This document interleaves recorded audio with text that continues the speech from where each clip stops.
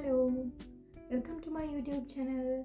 අදත් අපි කතා කරන්න යන්නේ ඔයාලා ස්ටුඩන්ට් කෙනෙක් විදිහට කොහේ හරි රටකට යන්න දැනටමත් ප්ලෑන් කරලා තියෙනවා නම් ඒ process එක පටන් ගන්න තියෙන පළවෙනි පියවර ගැන. ඒ කියන්නේ ඔයාලගේ first step එක ඔයාලා පටන් ගන්න ඕනි University offer letter එකක් ගන්න ඕනි.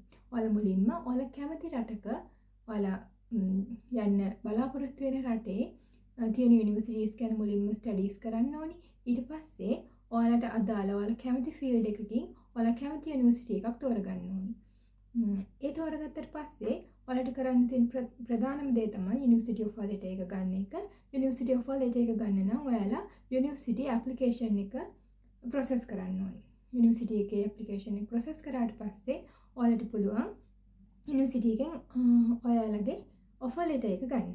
මම අද කතා කරන්න යන්නේ ඔයාලා යුනිවර්සිටි ඔෆර් ලෙටර් එකක් ගන්නව නම් මොනවද ඔයාලට ඕනි වෙන ඩොකියුමන්ට් කියලා. ඔයාලට මෙන්න මේ ඩොකියුමන්ට් ටික රෙඩි කරගත්තට පස්සේ ඔයාලගේ ඇප්ලිකේෂන් ප්‍රොසෙස් එක ඉස්සරහටම කරගෙන යන්න පුළුවන්.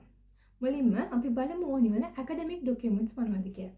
ඇකඩමික් ඩොකියුමන්ට්ස් ගැන කතා කරනකොට මම ලිස්ට් ඩවුන් කරගත්තා.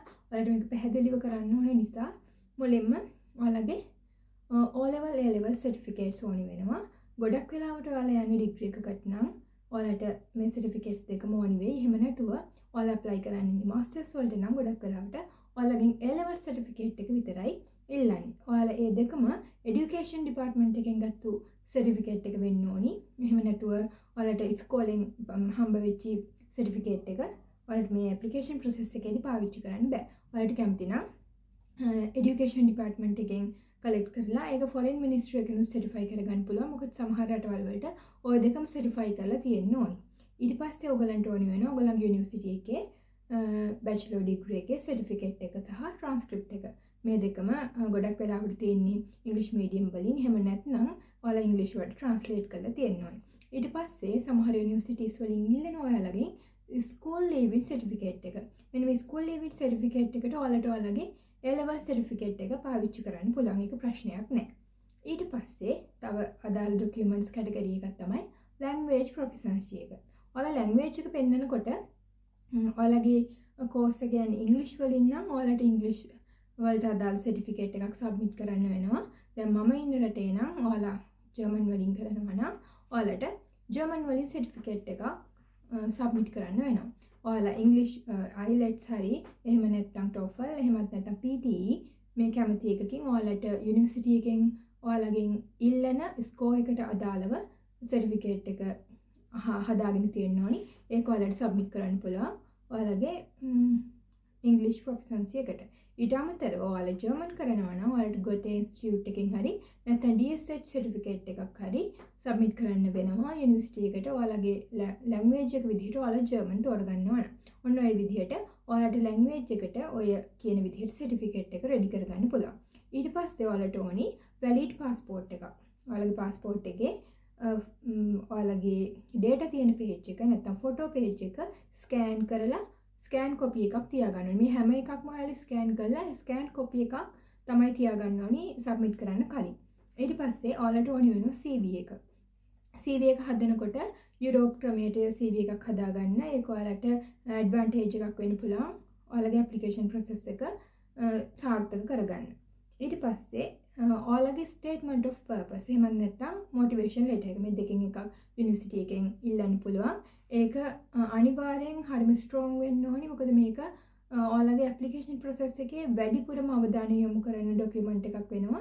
ඒක නිසා මේක හදනකොට ඔයාලා ක්ලියර් මෙන්ෂන් කරන්න ඕනි ඒකේ ඇයි ඔයාලා මේ යුනිවර්සිටි එක තෝරගත්තේ, ඊට පස්සේ ඇයි ඔයාලා මේ ෆීල්ඩ් එක ස්ටඩි කරන්නේ, මේ විදිහට ඔයා මේ කෝස් එකට කොච්චර ඉන්ට්‍රස්ට්ද කියන එක හොඳට ක්ලියර්ලි පැහැදිලි කරලා ඩොකියුමන්ට් එක හදාගන්න ඕනි. මොටිවේෂන් ලෙටර් එක ලියනකොට මේ දේවල් අනිවාර්යෙන් තියෙන්න ඕනි. අනිත් එක ඒක නිකන් ඕනෙවට එපාවට ලියන්න එපා. අනිවාර්යෙන් වෙලාව අරගෙන හොඳට කල්පනා කරලා තමන්ගේ මොටිවේෂන් ලෙටර් එක තමන් ලියන නිසා හොඳටම ලියා ගන්න. ඔයාලට ChatGPT වලින් වගේ උදව් ගන්න පුළුවන්. මේක ලියනකොට මොන වගේ දේවල්ද මෙන්ෂන් කරන්න ඕනි කියන කාරණාව දැනගන්න. ඊට පස්සේ අවශ්‍ය වෙනවා ඔයාලට recommendation letters. මේක සමහර යුනිවර්සිටිස් වලින් නැත්නම් සමහර කන්ට්‍රීස් වලින් ඉල්ලන්න නැති වෙන්න පුළුවන්. හැබැයි මම දන්න විදිහට ගොඩක් යුනිවර්සිටීස් වලින් අනිවාර්යයෙන්ම රෙකමන්ඩේෂන් ලෙටර්ස් ඉල්ලනවා. මොකද මම ඇප්ලයි කරනකොට මගෙන් ඇකඩමික් රෙෆරන්ස් දෙකක් ඉල්ලුවා. එතකොට ඔයාලට පුළුවන් ඔයාලා ඉගෙනගත්තු යුනිවර්සිටි එකේ ලෙක්චරර්ස්ලාගෙන් හරි ලෙක්චරර් කෙනෙක්ගෙන් හරි ලෙක්චරර්ස්ලා දෙන්නෙක්ගෙන් හරි නැත්නම් යුනිවර්සිටි එක through හරි මෙන්න මේ රෙකමන්ඩේෂන් ලෙටර් එක ගෙනල්ලා තියාගන්න. ඊට පස්සේ ඔයාලා ජර්මන් වලට නම් ඇප්ලයි කරන්නේ මේ කාරණාව අදාළ වෙන්නේ ජර්මන් වලට ඇප්ලයි කරන අයට විතරයි. වෙන රටවල් වලට ඇප්ලයි කරන අයට මේ ඩොකියුමන්ට් එක ඕනි වෙන්නේ නැහැ. ජර්මන් වලත් හැම යුනිවර්සිටි එකකටම ඕනි වෙන්නේ නැහැ. සමහර යුනිවර්සිටීස් වලින් ඔයාලගෙන් ඉල්ලනවා VPD ඩොකියුමන්ට් එක.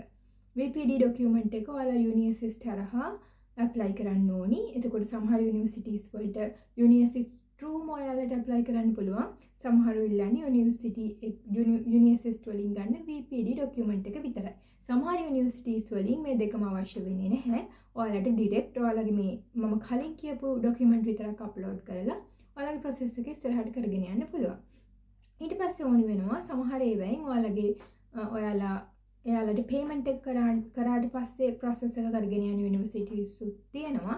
එයාලට ඔයාලා පේමන්ට් එක කරා කියලා ස්ලිප් එක ඕනි වෙනවා. ගොඩක් යුනිවර්සිටීස් වල මම දන්න තරමට ඔෆර් ලෙටර් එකෙන් පස්සේ තමයි ඔයාලගේ පේමන්ට් එක කරන්න ඕනේ. ඊට පස්සේ other certificates. ඊට අමතරව ඔයාලට දැනට තියෙන work experiences තියෙනවා නම් ඒවට හදාගත්තු ඩොකියුමන්ට් තියෙනවා නම් ඒව ස්කෑන් කරලා තියාගන්න පුළුවන්. ඊට පස්සේ ඔයාලා ඉන්ටර්න්ෂිප් හරි නැත්නම් ට්‍රේනින් ප්‍රෝග්‍රෑම් එකකට හරි සම්බන්ධ වෙලා ඒවයින් ගත්ත සර්ටිෆිකේට්ස් තියෙනවා නම් ඔයාලට ඒවත් ස්කෑන් කරලා ස්කෑන් කොපීස් තියාගන්න පුළුවන්.